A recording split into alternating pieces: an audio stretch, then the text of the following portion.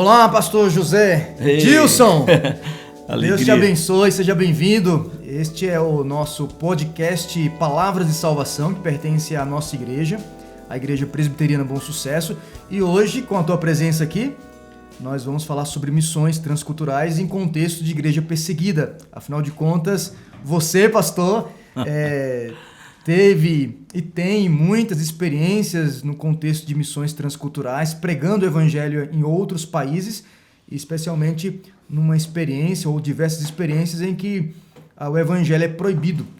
E eu quero, em primeiro lugar, pedir para que você se apresente um pouco mais e a gente continua falando sobre esse tema que é muito pertinente para a nossa igreja e nós não podíamos deixar você, pastor, sair desta nossa conferência, né? Nós estamos gravando este podcast nos dias de conferência missionária da nossa igreja, onde nós celebramos 39 anos pela implantação, organização da nossa Igreja Presbiteriana Bom Sucesso, e nada melhor do que falar sobre missões transculturais. E você, como nosso preletor, nós não podíamos deixá-lo ir embora sem ter essa oportunidade de estarmos juntos falando sobre a tua experiência, a tua história. Então, pastor, se apresente para todos que estão aqui conosco neste podcast possam te conhecer. Ok, é uma alegria imensa estar aqui mais uma vez com você, com o Manu. E, bom, meu nome é José Dilson, sou casado com Marli, já casado há 32 anos, vai completar 33 anos em janeiro, próximo agora. Temos 3 filhos, todos nascidos lá na África. O mais velho com 30 anos mora em Macaé, e minha filha com 27 e o menor com 19 moram conosco ainda em Niterói. Eu sou um pastor auxiliar na Betânia, tendo o pastor titular, o pastor Theo Elias, filho do falecido pastor Antônio Elias. Então isso é um pouquinho da gente. Já trabalhamos no continente africano desde 1990, né? Uhum. Que a gente está ali. A gente se casou e logo em seguida fomos para lá e desenvolvemos diversos ministérios ali. E tem sido assim. Eu creio que a gente vai poder falar um pouquinho mais. Sim, com certeza. Esse podcast é apresentado pelo nosso presbítero, o presbítero Daniel. Mas atualmente, nesses dias, ele está de viagem no Egito. Legal. Ele está fazendo um retiro espiritual no Egito. Puxa. Mas não assim, no Egito, no contexto e no significado teológico, né, de estar no Egito, né? Ele é cidadão da Terra Prometida, né, da Canaã Celestial. Mas ele está lá em missão, fazendo um retiro. Que belo. Ele e a sua esposa Jussiana, ele apresenta esse podcast. E aí hoje eu estou substituindo ele para aproveitar essa oportunidade da tua presença aqui. Para a gente começar a conversar melhor, entender um pouco da tua história, pastor, conta para nós sobre o teu chamado, especialmente o chamado para servir ao Senhor como missionário num contexto transcultural. Então, eu estava assistindo a um documentário na casa da minha avó e estava passando um documentário sobre os pigmeus. E eu via a maneira que eles viviam, uma vida, um sistema bem arcaico, remoto, muito sofrimento. E eu me levantei do sofá na casa da minha avó e levantei minhas mãos e falei: Senhor, conta comigo. Eu quero fazer diferença na vida de pessoas que estão sofrendo como essas aí. E eu achava que era só uma oração de um adolescente. Eu tinha 14 anos na época. 14 anos de adolescente. Então. E com 18 anos eu conversei com o conselho da minha igreja e saí para poder fazer um trabalho missionário de cunho transcultural. A gente já ajudava muito ali no evangelismo da igreja, mas parecia que tinha algo a mais que Deus queria que a gente fizesse. E me candidatei a missões, entrei numa organização missionária internacional, a JOCUM. Lá conheci a Marli, nos casamos. Em janeiro e em agosto nós fomos para Guiné-Bissau, na África Ocidental. Na África Ocidental. Bom, esse é um país que tem já um trabalho presbiteriano lá, né? E você que começou esse tipo de trabalho lá, né? De evangelização pela Igreja Presbiteriana? Sim, chegando em Guiné-Bissau em 1990, o país tinha 1,2 milhão de pessoas e 44% analfabetos, 44% animistas, 48% muçulmanos e 4,7% de católicos, 0,7% de evangélicos e um outro número de religiões tribais que fechava os 100% ali. Patrick Johnstone, no livro Intercessão Mundial 1990, ele escreveu que Guiné-Bissau tinha 94% de analfabetos. E foi ali que a gente se estabeleceu. Fomos morar numa região que eles diziam que era onde pulsava o coração do islamismo, uma região com 99% de muçulmanos. E a gente chegou ali naquela região chamada região de Gabu e começamos o trabalho de plantação de igreja. Plantamos diversas denominações ali, porque trabalhávamos com uma missão interdenominacional. E em 2007 nós plantamos 1997. 1997. Isso. De 90 a 97, esse período primário aí de estada missionária, né, em Guiné-Bissau. Isso. E em 1997 nós plantamos a igreja presbiteriana, legalizamos e demos início a essa igreja. E Deus deu uma graça assim, muito especial.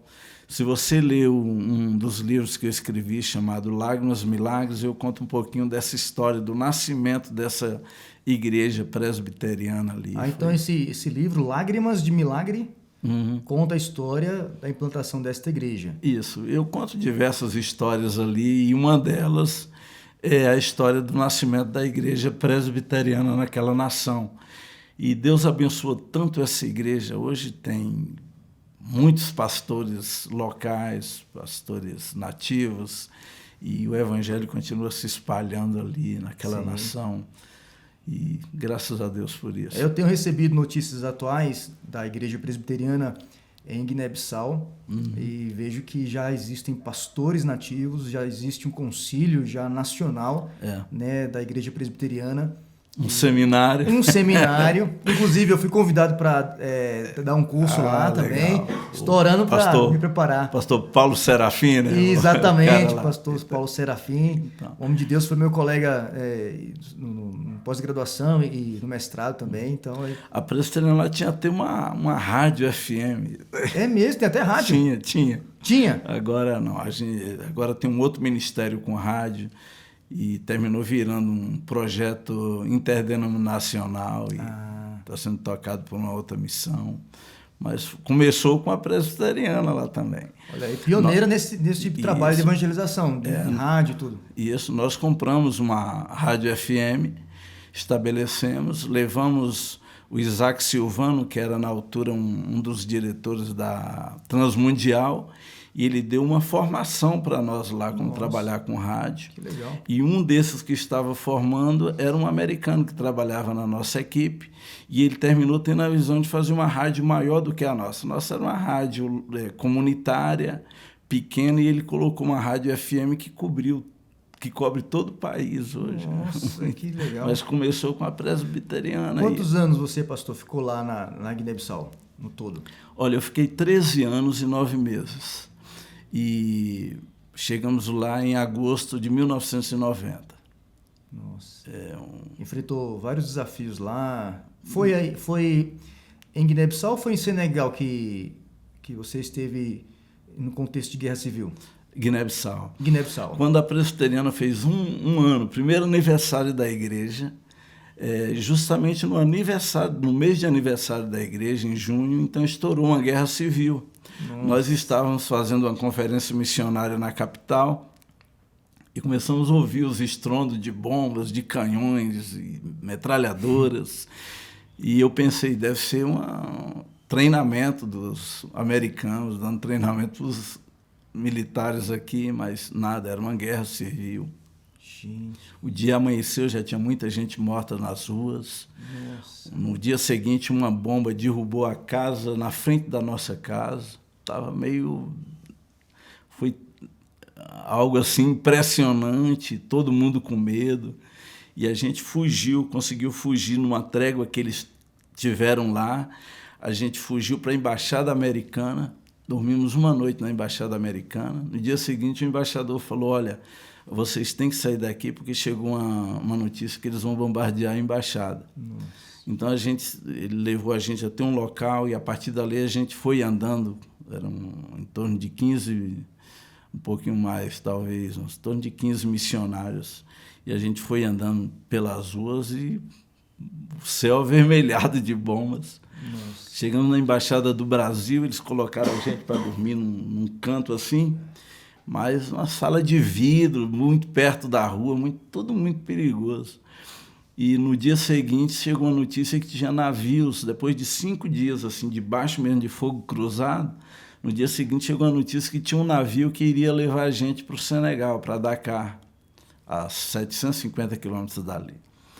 E a gente foi para o porto. 2 quilômetros andando com tiroteio, com tudo aquilo ali, bombas caindo. Chegamos no porto, o navio que era para levar 2.000 pessoas já tinha 5.000 pessoas dentro e os militares não nos deixou passar. E a gente foi para outro porto que tem lá, descoberto. E lá a gente ficou de 9 da manhã até 5 da tarde. Os militares gritavam por terra e a gente se jogava no chão. Tinha chegado 3 fragatas senegalesas para ajudar o governo e os rebeldes começaram a mandar bomba para essas fragatas ali do nosso lado. As bombas caíam a 10, 15 metros assim, distante da plataforma onde a gente estava. E teve até o caso de uma mulher que teve um bebê lá mesmo no porto. Parece filme. E teve um missionário que ele estava brincando, dizendo, tem anjos brincando de voleibol com essas bombas aqui, porque as bombas vinham na nossa direção, vinham incendiadas, assoviando. Uhum. Se caísse na plataforma, talvez a gente não estaria aqui contando histórias. E essas bombas caíam na água, assim, do nosso lado. Vocês estiveram praticamente no fogo cruzado ali, cruzado. Que tensão. E você estava com a sua família nesse momento? Minha esposa, eu e nossos 2 primeiros filhos, o Jonatas e a Débora. E quando foi 5 da tarde, chegou um missionário coreano que me conhecia, missionário presbiteriano da Coreia do Sul, e falou, olha, tem um navio que veio buscar minha família, você quer ir junto com a gente? Eu conto isso no livro Lágrimas Milagres também, sobre essa guerra civil. Eu falei, meu amado, minha família agora são 60 pessoas, porque nós éramos agora 60 missionários naquela plataforma. Eu falei, eu não posso sair e deixar meus irmãos aqui. Uhum. E aí ele falou, olha, eu tenho que conversar com o capitão para ver se dá para levar todo mundo, não sei se o barco suporta. Aí ele foi lá e voltou correndo, dizendo, vamos para a plataforma tal que o barco vai ancorar lá. Aí deu para ir os 60. Aí nós saímos correndo, a gente corria, porque ali na plataforma os militares diziam por terra e a gente se jogava na terra. E agora ficou por nossa conta. As bombas vinham assoviando e um dos nossos lá gritava por terra e a gente se jogava também, porque ela explodia em qualquer lugar. Chegamos no navio, não era um navio, era um barco de pesca, e ele coube todos os 60 missionários e a gente saiu dali. Guiné-Bissau foi ficando pequenininho com a distância, e o céu avermelhado de bombas, e finalmente nos levou até uma embarcação, um navio chinês, um navio grande de pesca. E ali nós fomos para a câmara fria daquele navio, e ele não estava ligado, obviamente, e dali ele nos levou até Dakar, 44 horas de viagens. Em Dakar, eu deixei a minha esposa num apartamento de um amigo meu que ele havia me emprestado. O pastor Moisés, que era missionário lá, nos emprestou um apartamento dele, ele estava de férias em outro local. E eu voltei por terra, entrei de volta em Guiné-Bissau. 3 meses depois eu fui buscar Marli e os nossos 2 filhos e a gente voltou para Guiné-Bissau e passamos 11 meses no meio da guerra civil ali. Nossa. Ajudando pessoas, refugiados, pessoas com medo, aflitas. Então a tua saída foi temporária, estratégica, para depois retornar e continuar servindo por 11 meses no contexto de guerra ainda. No contexto de guerra. Teve uma situação que os rebeldes fizeram uma mortandade numa cidade vizinha, a 60 quilômetros, estava vindo para tomar nossa cidade. E eles chegaram na nossa cidade, eu fui pelo meio do mato, me escondendo para ver até onde eles chegaram, cheguei perto do quartel onde eles estavam. Aí vi que eles estavam lá, mas não estavam atirando ninguém, porque a governadora da cidade pediu para eles não matarem ninguém ali dentro, que ela iria entregar a cidade. Mas, de toda forma, eu voltei, tirei as mulheres da base onde a gente estava, levei para um local perto da fronteira da Missão Amide, na altura, deixei as mulheres lá na base da Missão Amide e voltamos, e os homens nós ficamos na base. Nossa. Mas foi... E quando foi a tua ida, em definitivo, para o Senegal? Senegal foi em 2005. 2005? A gente saiu, ficamos 1 ano nos Estados Unidos depois dessa guerra. E em 2005 a gente voltou para o Senegal, porque a gente entendeu de Deus que era para trabalhar nesse novo contexto. Guiné-Bissau agora, a PMT tinha mandado substituto para nos substituir em Guiné-Bissau, pastor Basílio e a Giza lá de Mato Grosso, e eles chegaram e começaram aquele trabalho ali. Depois veio o Rogério Galo, pai dele missionário na Espanha, também que foi uma bênção muito grande naquele trabalho que a gente fazia. A gente já tinha uma escola, uma igreja, uma rádio FM, centro de nutrição e escolinhas de futebol. Então estava um projeto assim, muito evangelismo na aldeia. Eu fico ouvindo as tuas histórias e de outros missionários que estão em contexto como esse. Agora a tua história em contexto de guerra, e produziu muito. Aí é inevitável não fazer uma comparação com o nosso país, que enfrentou recentemente um estado de pandemia, que teve lockdown, e muitos irmãos esfriaram na fé, ficaram preguiçosos, acomodados. E eu fico sendo desafiado a ouvir essa história para perceber que Deus é tão poderoso, tão gracioso, e que dá força, estratégia, sabedoria para enfrentar esses períodos de adversidades e continuar a obra do Senhor. A obra do Senhor não para, né? Tem uma coisa interessante, pastor. Eu comecei a falar ontem um pouquinho disso, do mistério da Igreja Reunida. E Deus faz coisas tremendas, maravilhosas, quando a igreja está junta.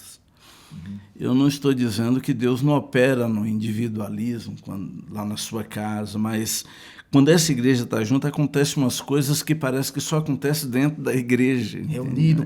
O povo reunido. Ali o Senhor ordena a sua bênção, né? É verdade, eu creio também nisso. E no meio do louvor, a presença de Deus, milagres, prodígios, restauração de casamentos, restauração de comunhão com Deus, acontece nesse povo reunido. A gente tem experimentado isso na África, aqui no Brasil, em vários lugares, essa presença, entendeu? Do povo de Deus juntos. E aquela velha história, não, eu estou servindo Deus na minha casa agora. Meu amigo, se fosse para ser assim, Jesus não teria criado a igreja. A igreja é uma criação de Jesus para cumprir a missão de Deus na terra. E quando o povo de Deus está reunido, e a gente tem um irmão aí, posso dizer, um sujeito muito abençoado que era apaixonado pela igreja, que era Davi. No Salmo 84 ele diz que é melhor um dia na tua casa. Ele entendeu perfeitamente a bênção que é estar na casa de Deus. Com o povo reunido em adoração, tem né? Coisas grandes acontecem ali. Uma das partes da tua história missionária que se destaca muito foi o período em que você foi preso por pregar o evangelho. Aí fala para nós aí como foi essa experiência, por que foi preso, quanto tempo ficou preso, os desafios.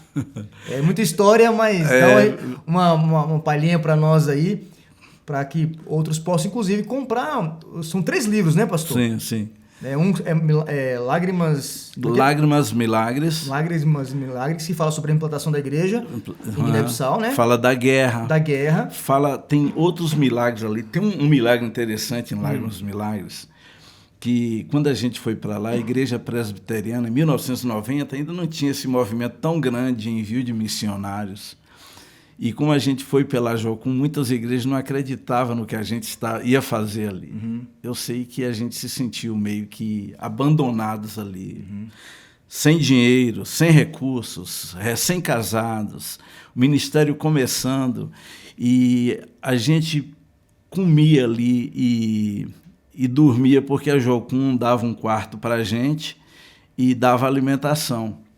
E a gente tinha uma dívida com a Jocum, tinha que pagar isso aí depois. Mas eles, pelo menos, não estavam nos cobrando, estavam provendo isso. E no meio daquela luta toda ali, chegando num país que estava entre os 10 mais pobres do mundo, entre os 40 menos evangelizados. Então, no meio de toda aquela escassez, o diretor da missão me chamou e me colocou responsável por evangelização e plantação de igrejas. Por isso que a gente plantou diversas igrejas ali.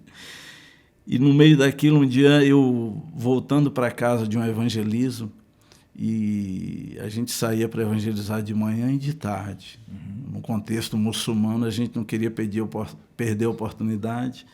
Quando eu cheguei em casa, minha esposa estava chorando, meu filho, João, estava chorando. E eu pensei, ela deve ter deixado ele cair. E eu perguntei, Marli, ele caiu? Ela falou, não, o leite do meu peito que secou. Ele tinha 3 meses de idade, ela não tinha mais leite. E ela olhou para mim e falou, você é o homem dessa casa, providencia leite para o meu filho. Eu fui o terceiro a chorar. Eu saí dali, entrei numa plantação de arroz e passei a tarde inteira lá chorando e conversando com Deus. E a Jocum ensina a gente a ouvir a voz de Deus. E naquela tarde, Deus não me falou nada. E eu entendi que Deus não tinha explicação nenhuma para me dar. Ele não nos deve explicações, Ele é Deus. O silêncio de Deus falou contigo. Voltei para casa e cheguei em casa, minha esposa encontrou um pouquinho de farinha de trigo numa das latas lá na cozinha da Jocum, e ela dissolveu aquele pouquinho de farinha de trigo numa aguinha morna, fez lá uma mistureba lá e deu para o bebê dormir, ele bebeu aquilo e dormiu. Naquela noite foi muito difícil para eu dormir, vendo ela soluçando ainda daquele dia de choro. E você não imagina a minha cabeça como é que estava, né? O homem da casa, eu não tinha recurso para prover o leite do meu filho, não tinha como comprar num país paupérrimo. E fomos dormir. A Jocum nos dava uma caixinha de fósforo, porque o país não tinha luz elétrica, 15 anos sem energia elétrica. Nos dava uma caixinha de fósforo e uma vela. Quando acabava, então, eles nos davam outra. E naquela noite, e naquele dia, quando o sino da Jocum tocou para a gente ir para um tempo de oração, Marli riscou o fósforo, acendeu a vela, tinha uma lata de leite, 2,4 kg em cima da nossa mesa. Nossa. Enquanto a gente dormia, Deus supriu o leite para o nosso filho. E quando aquele leite acabou, então chegavam muçulmanos trazendo latas de leite, dizendo para ajudar aí com o leite do bebê. E o nosso filho cresceu ali, nunca mais faltou nada para ele. Deus provendo assim. Então eu conto esse milagre também nesse livro, Lágrimas, Milagres. Aos seus amados ele dá o quanto dorme. Enquanto né? a gente... É justamente E isso. uma das lições que eu tenho aprendido ao ouvir missionários em contexto transcultural, e até mesmo na minha vida e de tantos outros aqui, é que milagres acontecem enquanto a igreja está fazendo missão. Enquanto estamos servindo ao Senhor, Deus provê, direciona, surpreende, faz milagres. E aí, voltando à ideia... Sim. Aí no Senegal, a gente entendeu que era para ir para lá. Senegal é um país bem mais desenvolvido, na época tinha 14 milhões de pessoas, 95% da população muçulmana, um islamismo muito mais acirrado. Chegando ali, descobrimos que tinha, pelas pesquisas, 400 mil crianças nas ruas. Poxa, muita criança. Mendigando. E essas crianças, elas não estão lá nas ruas sozinhas, elas têm donos. Nossa. Os muçulmanos vão na casa dos pais de famílias e nos países vizinhos e pedem às suas crianças com promessas que vão transformar eles em grandes líderes espirituais, e chegando na capital eles colocam eles nas ruas para mendigar.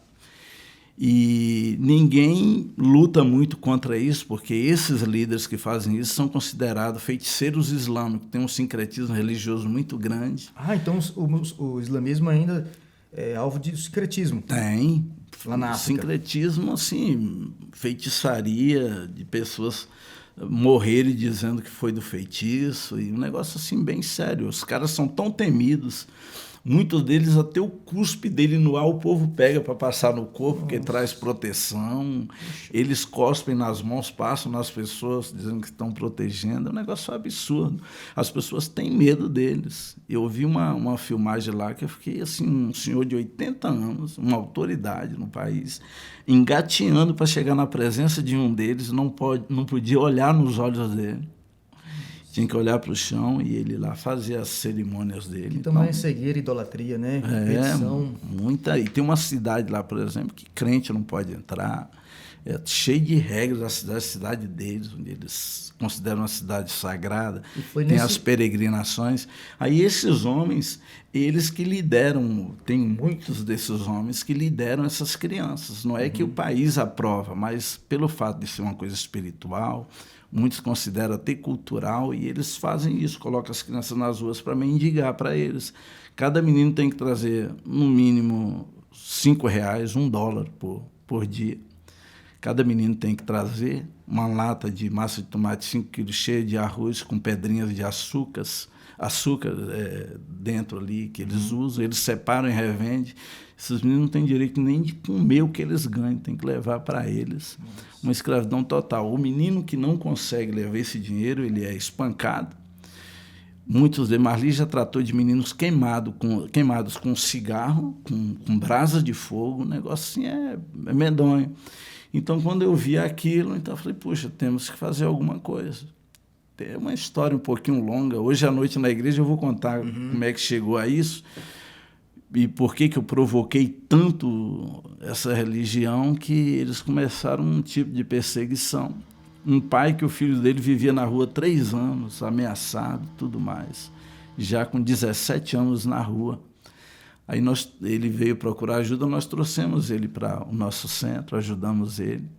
O pai dele foi lá e falou com ele, falou, vai lá pegar água para fazer nossas abluções, para fazer nossas orações. E falou, pai, eu já não oro mais ao seu profeta. Eu sou de Jesus agora, eu só oro a Jesus. Eu posso até trazer água para você, com respeito a você, mas eu não posso mais orar junto com você. Então ele ficou irritado, ficou esbravejando lá dentro, foi na polícia e deu queixa que eu havia sequestrado o filho dele. Nossa. E convertido o filho dele ao cristianismo. Essa foi a denúncia. A primeira denúncia. Primeira denúncia. Aí o delegado mandou me chamar, me deu ordem de prisão, a mim e uma outra senhora da Igreja Batista que trabalhava no projeto presbiteriano e missionária. Aí deu ordem de prisão para a gente. E lá na lista dele falou, você está sendo preso por sequestro de menor, conversão de menor, aliciamento de menor, tráfico de menor para o Brasil. Então ele fez uma lista. Até tráfico de menor para o Brasil. E fez assim uma lista enorme. Fiquei 2 dias naquela prisão local ali, e 2 dias depois eles me enviaram para uma penitenciária, para uma outra delegacia, uma outra prisão, em outra cidade onde tem um tribunal. Passei pelo tribunal e de lá o juiz mandou me levar para a penitenciária.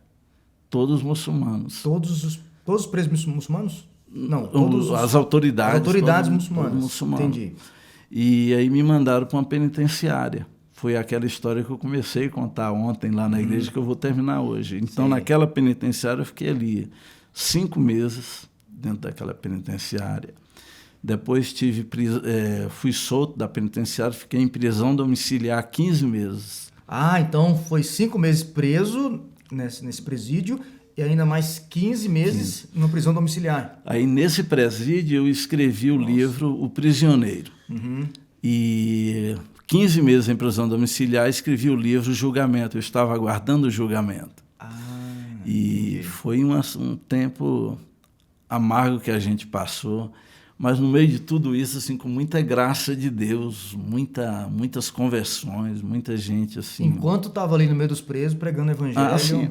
Era o que eu disse ontem lá na igreja, que a primeira coisa que eu fiz ali foi dizendo, Deus me ajude a transformar essa adversidade em uma oportunidade. E Deus me deu isso aí. Ele respondeu minha oração. Então eu tive N adversidades e N oportunidades, e eu não perdi as oportunidades ali dentro. Eu pude ver prisioneiros na minha esquerda, na minha direita, dentro daquele presídio, dizendo, eu sou de Jesus, eu entrego minha vida a Jesus. Glória a Deus, o próprio diretor daquela prisão virou um amigo meu. Ele Uma vez, por exemplo, ele foi lá na cela, mandou me soltar, me colocou no carro dele e me levou num cemitério fazer um funeral. Tamanho respeito você tinha, né? Muitas vezes ele me chamava no gabinete dele para a gente conversar e virou um amigo meu, entendeu? Esse diretor. Na verdade, todos ali viraram amigos. No início não era assim, no início queriam minha cabeça ali dentro, né? Que era o pastor brasileiro que convertia crianças muçulmanas ao cristianismo, que eles pensavam. E quando eles viram o que a gente fazia por aquelas crianças das ruas, o diretor um dia chegou para mim e falou: você poderia construir uma cela aqui dentro? Está muita gente, não tem espaço. Então eu conversei com a Marli, ela topou e a gente construiu uma cela que era o dobro do tamanho da cela que eu estava. Eu estava numa cela de 40 metros quadrados, nós construímos uma com 93 metros quadrados. E com tudo embutido, um piso bom. Então foi assim uma benção muito grande. Um dia o diretor mandou me chamar e o guarda falou, o diretor falou para você se arrumar que vai ter a inauguração da cela. Aí eu fui, tomei um banho, me vesti e quando eu cheguei lá estava a Marli e uns 2 outros missionários amigos nossos e homens de negócios da cidade. E uma fita para a inauguração. E o diretor, depois de um discurso assim emocionado, dizendo que eu mesmo preso consegui fazer uma cela lá dentro, desafiando os empresários, dizendo, e nós que estamos livres, podemos fazer alguma coisa pelo nosso semelhante? E desafiou aqueles empresários e me entregou uma tesoura de todo tamanho. Eu falei, ele é doido, dá uma tesoura na mão do prisioneiro. Aí ele falou, eu quero chamar o pastor da Silva, como ele me chamava, eu quero que ele corte essa fita aqui e a gente inaugure essa cela. E eu falei, senhor diretor, a Marli trabalhou muito mais do que eu nesse projeto, eu quero dar essa honra para ela. E a Marli foi lá e cortou aquela fita. E assim nós passamos aquele tempo ali, 5 meses. Quando completaram exatamente 150 dias, eu estava saindo daquela prisão, aquele diretor me abraçou e falou, essa prisão tem 2 histórias, uma antes de você e uma depois. Eu falei, senhor diretor, que toda glória, louvor, honra e poder sejam dados a Jesus. Eu só sou o servo dele que estou aqui para servi-lo. E ele me ajudou a transformar as adversidades em oportunidades. Eu fico já impactado pela tua história, pastor, porque já é uma lição riquíssima que a gente aprende. Nas adversidades que Deus cria oportunidades para a gente continuar pregando o evangelho. A semelhança, por exemplo, do apóstolo Paulo, que estava preso, mas ele aproveitava para pregar o evangelho para a guarda pretoriana, para todos os que estavam ali encarcerados com ele. E isso faz com que a gente entenda que, por mais que tenhamos poucos recursos, tempos de dificuldade, restrições, o evangelho deve ser pregado. A gente continua testemunhando. E dito isto, qual a mensagem final assim que você poderia dar para a igreja? Lembrando que você tem 3 livros, né, que todas essas histórias poderão ser melhor conhecidas por esses livros. Nós estamos em plena conferência missionária, com certeza muitas outras histórias serão contadas, né, o evangelho sendo pregado através dessas histórias. Então, qual a mensagem final que você pode dar para a nossa igreja e para todas as pessoas que estão acompanhando a gente nesse podcast? Ok, primeiro para aqueles que vão ouvir Se quiser olhar para a câmera? Entre hoje... Pode começar. Para aquela? Isso. Ok. Pode começar aí. Ok. Primeiro para aqueles que poderão vir na igreja hoje à noite, amanhã de manhã e à noite também, eu vou estar ali e vou contar muitos outros testemunhos e eu quero convidar vocês para isso. E a mensagem final que eu tenho para você é que se você estiver passando por alguma dificuldade, em vez de se entregar a essa dificuldade, veja as oportunidades que você está tendo para compartilhar o amor de Deus. A vida aqui é muito passageira e muitas vezes a gente fica muito focado nos problemas. Vamos focar na vontade de Deus, naquilo que Ele tem para a gente e vamos falar do amor dele para outras pessoas. Lembrando que nós vamos viver uma eternidade sem dores e sem problemas. Então não fique focado nelas, não fique focado nelas, mas foque nas oportunidades que você tem para transmitir o amor daquele que está do seu lado, mesmo nos vales, nas dificuldades. Isso que eu tenho para você, tá bom? Então a gente se vê hoje à noite, lá na Igreja Presbiteriana Bom Sucesso. Prazer estar aqui. Pastor, muito obrigado.